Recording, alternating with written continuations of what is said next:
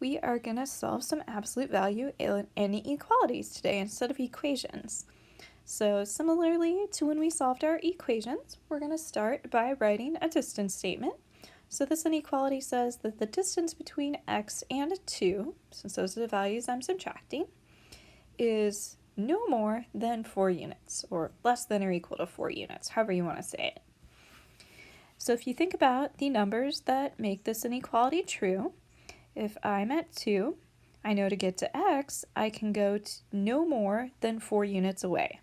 So if I go exactly 4 units away, that's like as far as I can go and get x values that work. That puts me at 6 and negative 2 are exactly 4 units away from 2. So if you think about this situation, we're looking for numbers that are no more than 4 units away. So I could go less units away from 2. Like I could go 3 units bigger would put me at 5. Or 1 unit bigger, 1.5 units bigger would put me at 3.5. Or I could go 2 units smaller.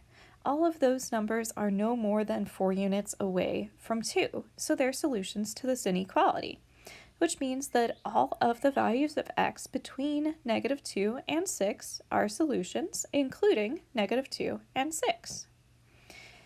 If you think about how a greater than or equal to is different, I'm just going to copy and paste here. Then my inequality says that the distance between x and 2 is at least 4 units, or greater than or equal to 4 units.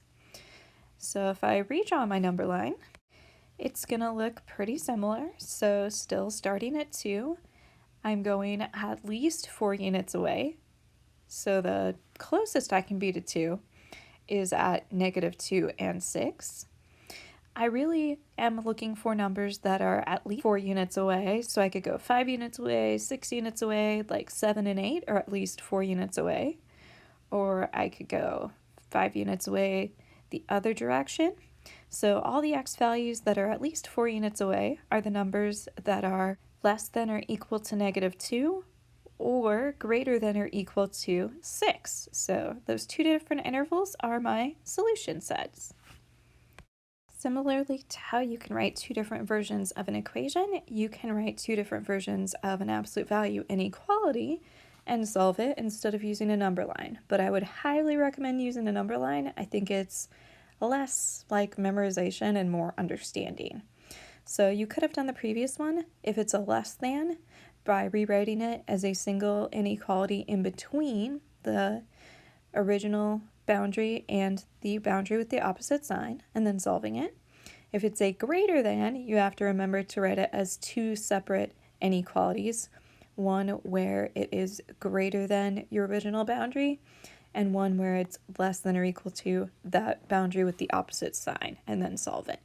I'm honestly probably not going to solve very many of these that way, but I'll show you.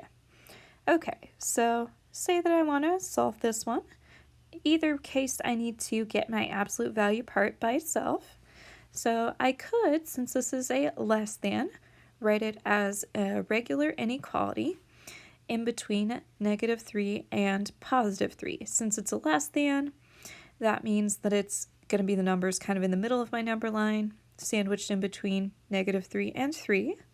So if I'm solving this inequality, I'd have to subtract 6 because I'm getting my negative 5x by itself in the middle, and then divide by negative 5, which would flip the direction of my inequality signs. Don't forget, if you multiply or divide by a negative, you have to change the directions of your inequality symbol.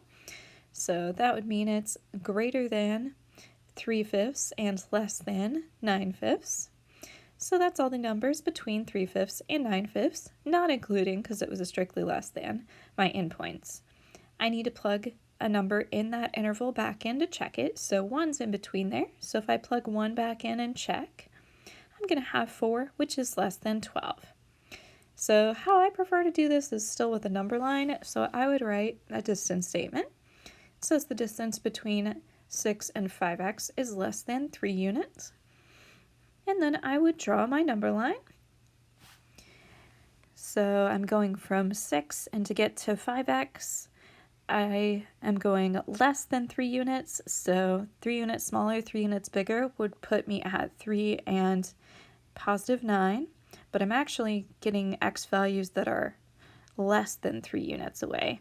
So that means that 5x is in between 3 and 9. So I kind of need to figure out those boundaries since I'm solving for where x is, not where 5x is. So set 5x equal to 3 and 9, and you end up with boundaries for your solution set being all the x's between 3/5 and 9/5.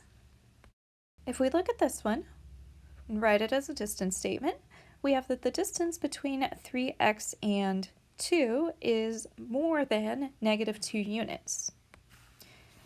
If you think about trying to draw this on a number line, well, all the numbers that we're going to are more than negative 2 units away from 2, which doesn't really seem like it makes sense because distance is always greater than a negative 2. So any number that I go to is going to be a solution since all of my values are going to be more than a negative amount of units away from 2. So distance is always going to be greater than a negative number. If you think about writing two different inequalities and solving them, your two different inequalities, since it's a greater than, would be less than opposite of negative 2, less than positive 2. And when you solve them, you'll get x is greater than 0, or x is, let's see, be positive 2, add 2, give me 3x is less than 4, or x is less than 4/3. So any number that's either greater than 0 or less than 4/3 is going to be part of my solution. Which if I draw this on a number line to make it easier to think about, well, anything greater than 0, 0 or bigger, or less than 4/3 is a solution. That covers all of my number line. So all real numbers are solutions, anything between negative infinity and positive infinity.